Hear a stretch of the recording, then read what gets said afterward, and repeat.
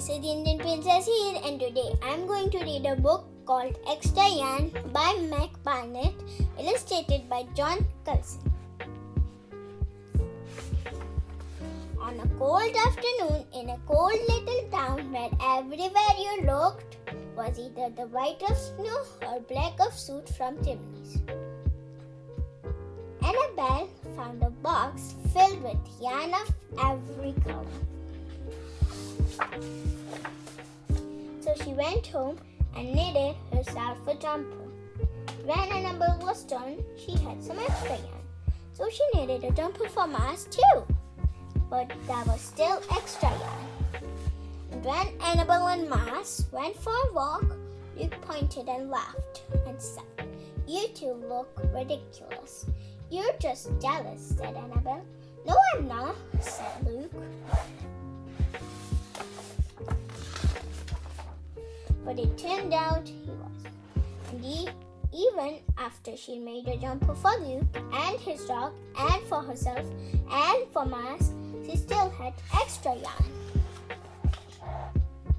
At school, Annabelle's classmates could not stop talking about her jumper. "Quiet!" shouted Mr. Norman. "Quiet, everyone! Annabelle, that jumper of yours is a terrible distraction. I cannot teach with everyone turning around to look at you." "Then I quit for everyone," Annabelle said, "so they won't have to turn around." "Impossible," said Mr. Norman. "You can't." But it turned out she could, and she did, even for Mr. Norman. And when she was done, Annabelle still had extra yarn.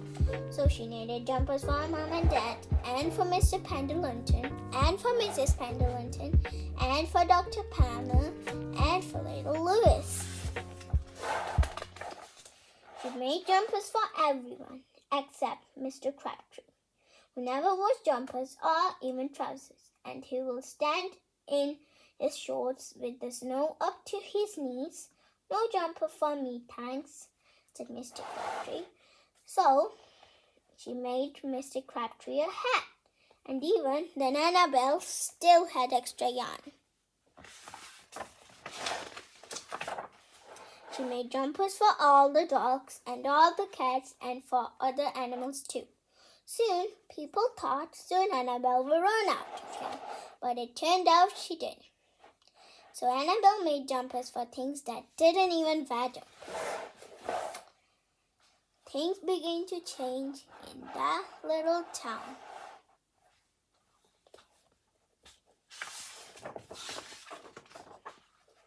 News spread of this remarkable girl who never ran out of yarn, and people came to visit from around the world to see all the jumpers and to shake Annabelle's hand. One day, an archduke who was very fond of clothes sailed across the sea and demanded to see Annabelle. "Little girl," said the archduke, "I would like to buy that miraculous box of yarn, and I'm willing to offer you 1,000,000 pounds.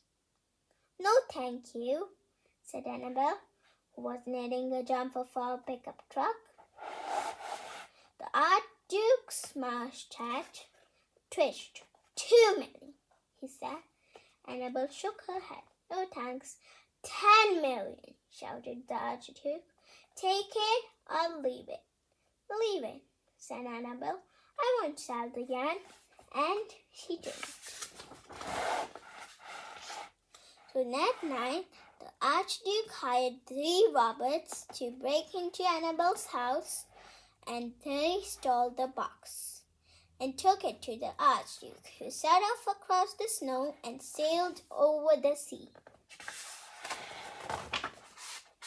Back to his castle, the archduke put on his favorite song and sat in his best chair, and he lifted its lid and he looked inside.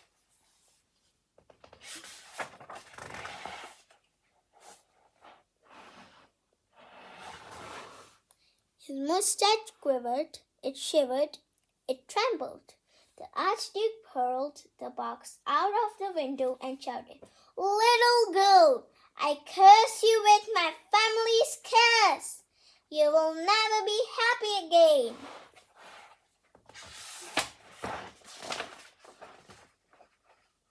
But